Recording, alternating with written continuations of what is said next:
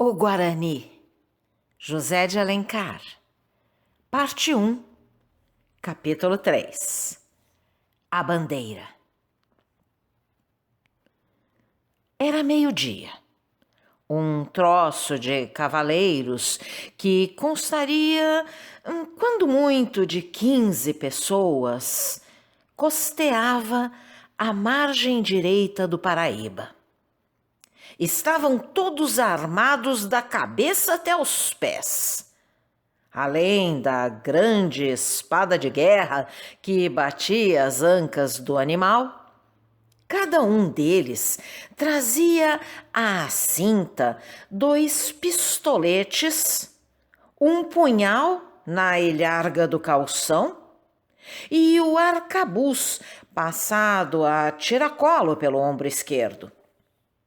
Pouco adiante, 2 homens, a pé, tocavam alguns animais carregados de caixas e outros volumes cobertos com uma sarapilheira alcatroada que os abrigava da chuva.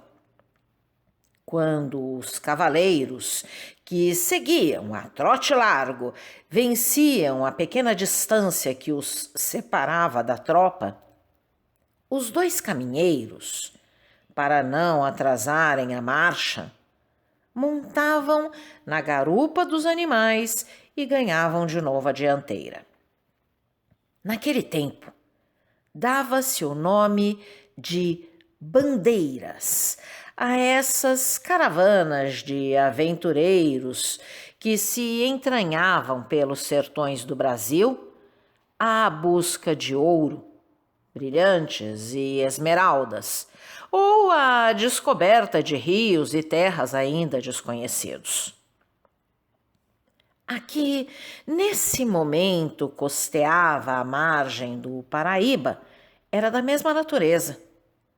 Voltava do Rio de Janeiro, onde fora vender os produtos de sua expedição pelos terrenos auríferos. Uma das ocasiões em que os cavaleiros se aproximaram da tropa que seguia a alguns passos, um moço de 28 anos, bem parecido, e que marchava à frente do troço, governando o seu cavalo com muito garbo e gentileza, quebrou o silêncio geral.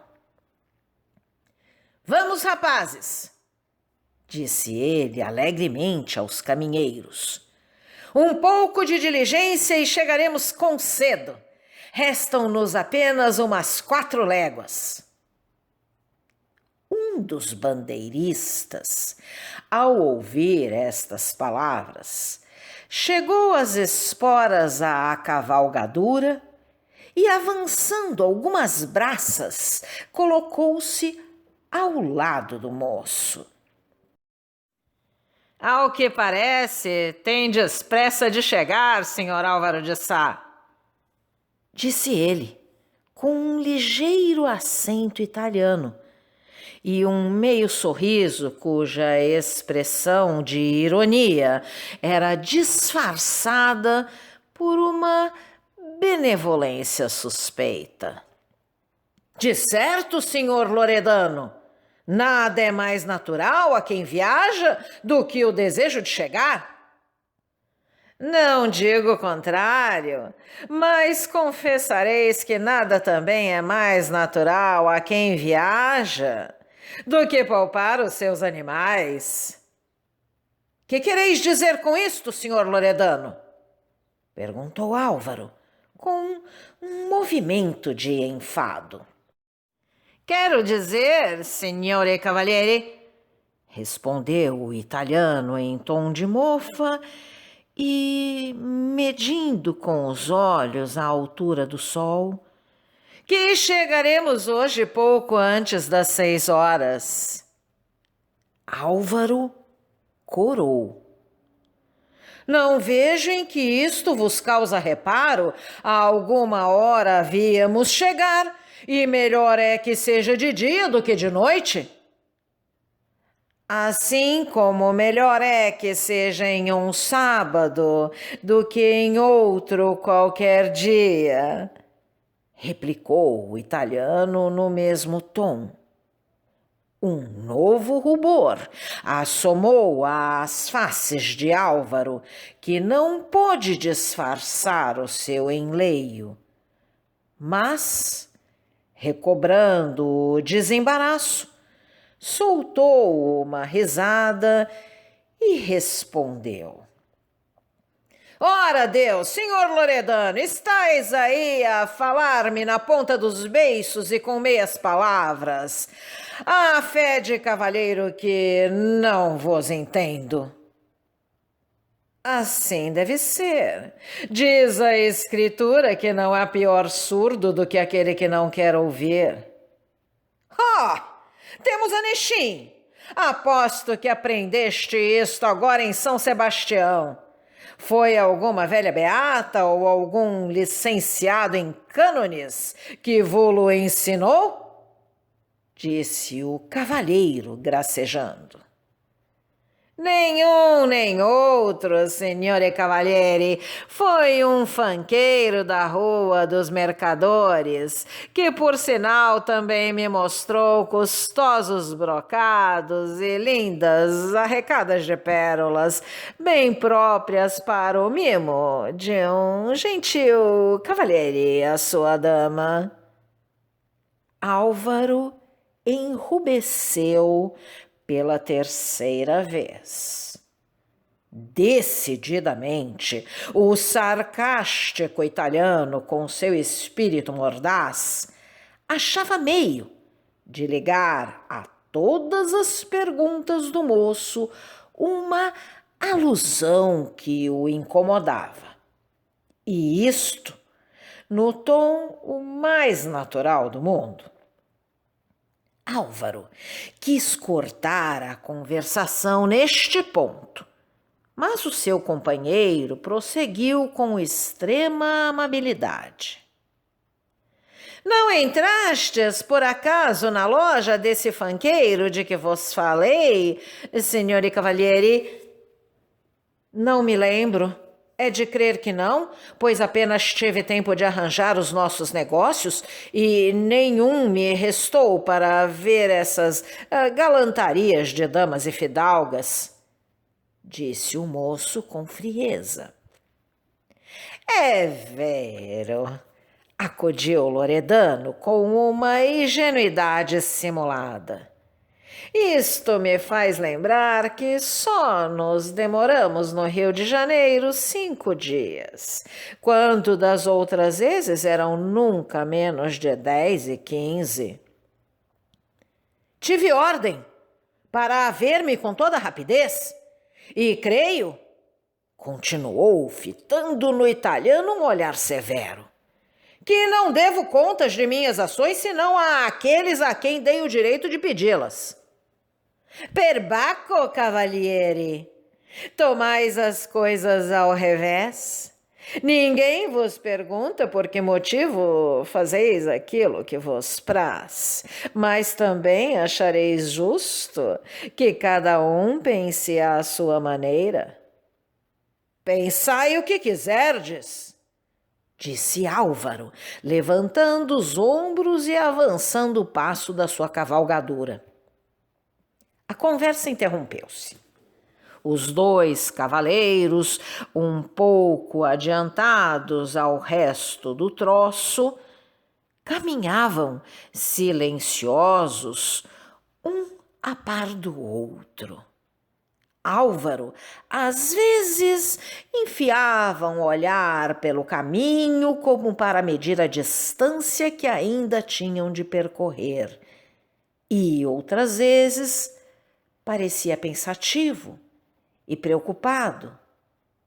Nestas ocasiões, o italiano lançava sobre ele um olhar a furto, cheio de malícia e ironia. Depois, continuava a assobiar entre dentes uma cançoneta de condottieri de quem ele apresentava o verdadeiro tipo. um rosto moreno, coberto por uma longa barba negra, entre a qual o sorriso desdenhoso fazia brilhar a alvura de seus dentes. Olhos vivos, fronte larga, descoberta pelo chapéu desabado que caía sobre o ombro, alta estatura e uma constituição forte, ágil e musculosa eram os principais traços deste aventureiro. A pequena cavalgata tinha deixado a margem do rio, que não oferecia mais caminho, e tomara por uma estreita picada aberta na mata. Apesar de ser pouco mais de 2 horas, o crepúsculo reinava nas profundas e sombrias abóbadas de verdura. A luz, coando entre a espessa folhagem, se decompunha inteiramente. Nenhuma réstia de sol penetrava nesse templo da criação, ao qual serviam de colunas os troncos seculares dos acaris e araribás. O silêncio da noite, com os seus rumores vagos e indecisos, e os seus ecos amortecidos, dormia no fundo dessa solidão, e era apenas interrompido um momento pelo passo dos animais que faziam estalar as folhas secas. Parecia que deviam ser 6 horas da tarde e que o dia, caindo, envolvia a terra nas sombras pardacentas do ocaso. Álvaro de Sá, embora habituado a esta ilusão, não pôde deixar de sobressaltar-se um instante em que, saindo de sua meditação, viu-se de repente no meio do claro escuro da floresta. Involuntariamente, ergueu a cabeça para ver se atrás da cúpula de verdura descobria o sol, ou pelo menos alguma centelha de luz que lhe indicasse a hora. Loredano não pôde reprimir a risada sardônica que lhe veio aos lábios. Não vos dê cuidado, signore Cavalieri, antes de 6 horas estaremos lá. Sou eu que vos digo. O moço voltou-se para o italiano, rogando sobrolho. Senhor Loredano, é a 2ª vez que dizeis esta palavra em um tom que me desagrada. Pareceis querer dar a entender alguma coisa, mas falta-vos o ânimo de a proferir. Uma vez por todas, falai abertamente, e Deus vos guarde de tocar em objetos que são sagrados. Os olhos do italiano lançaram uma faísca, mas o seu rosto conservou-se calmo e sereno. Bem sabeis que vos devo obediência, signore Cavalieri, e não faltarei dela. Desejais que fale claramente, e a mim me parece que nada do que tenho dito pode ser mais claro do que é. Para vós não duvido, mas isto não é razão de que o seja para outros. Ora, dizei-me, signore Cavalieri, não vos parece claro, à vista do que me ouvistes, que adivinhei o vosso desejo de chegar o mais depressa possível? Quanto a isto, já vos confessei eu. Não há, pois, grande mérito em adivinhar. Não vos parece claro também que observei haver desfeito esta expedição com a maior rapidez, de modo que em menos de 20 dias eis-nos a cabo dela? Já vos disse, tive ordem, e creio que nada tendes a opor. Não, de certo. Uma ordem é um dever, e um dever cumpre-se com satisfação quando o coração nele se interessa. Senhor Loredano, disse o moço, levando a mão ao punho da espada e colhendo as rédeas. O italiano fez que não tinha visto o gesto de ameaça. Continuou. Assim tudo se explica. Recebestes uma ordem, foi de Dom Antônio de Maris, sem dúvida. Não sei que nenhum outro tenha direito de dar-me, replicou o moço com arrogância. Naturalmente, por virtude desta ordem, continuou o italiano cortesmente. Partistes do Paquequer em uma segunda-feira, quando o dia designado era um domingo. Ah, também reparastes nisto? Perguntou o moço, mordendo os beiços de despeito. Repara em tutti, signore cavalieri. Assim não deixei de observar ainda que, sempre em virtude da ordem, fizestes tudo para chegar justamente antes do domingo. E não observastes mais nada? Perguntou Álvaro, com a voz trêmula e fazendo um esforço para conter-se. Não me escapou também uma pequena circunstância de que já vos falei. E qual é ela, se vos praz? Oh, não vale a pena repetir. É coisa de somenos. Dizeis sempre, senhor Loredano, nada é perdido entre dois homens que se entendem, replicou Álvaro com um olhar de ameaça. Já que o quereis, força é satisfazer-vos. Noto que a ordem de Dom Antônio... E o italiano carregou nessa palavra. Manda-vos estar no Paquequer um pouco antes de 6 horas, a tempo de ouvir a prece. Tendes um dom admirável, senhor Loredano. O que é de lamentar é que o empregueis em futilidades. Em que quereis que um homem gaste seu tempo neste sertão, senão a olhar para seus semelhantes e ver o que eles fazem? Com efeito, é uma boa distração. Excelente!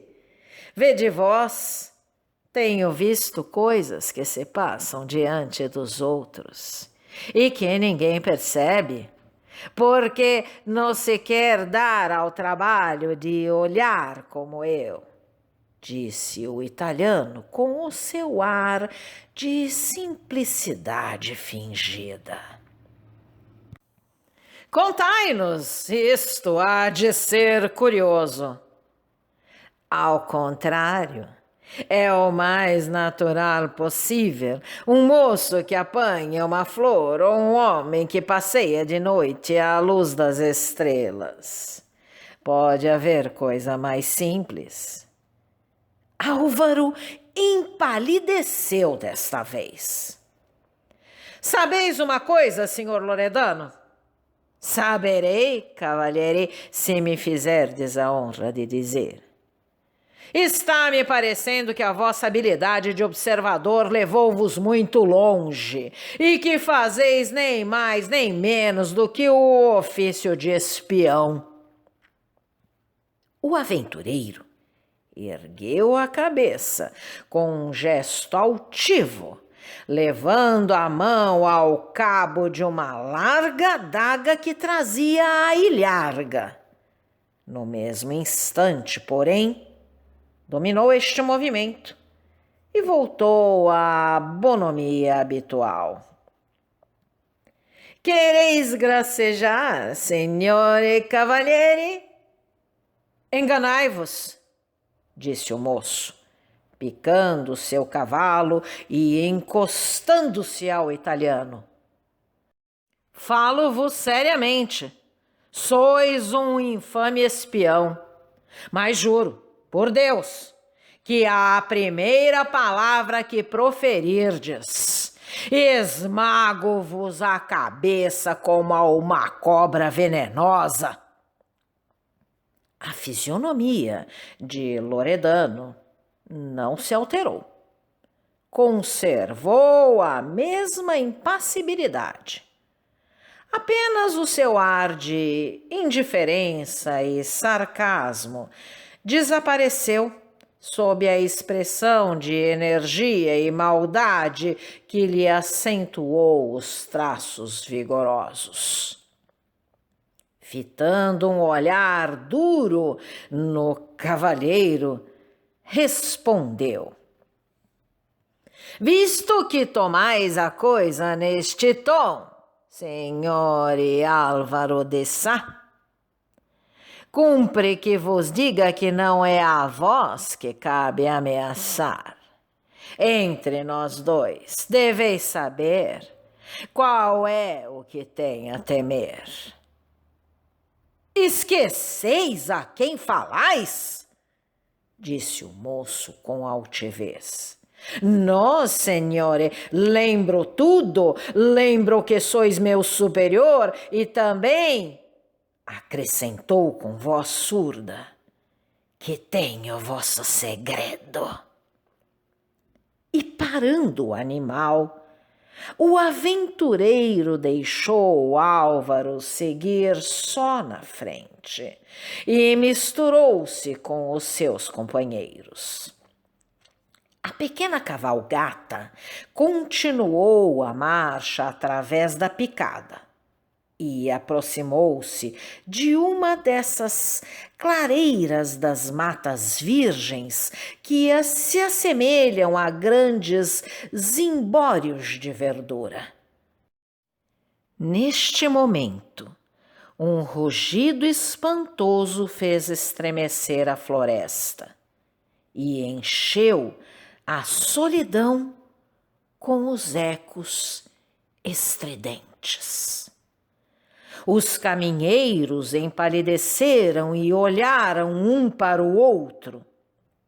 Os cavaleiros engatilharam os arcabuzes e seguiram lentamente, lançando um olhar cauteloso pelos ramos das árvores. Se você gostou desse áudio, deixe seu like, compartilhe, deixe também seu comentário e se inscreva no canal, ativando o sininho para ser avisado dos próximos vídeos. Um grande abraço e até a próxima!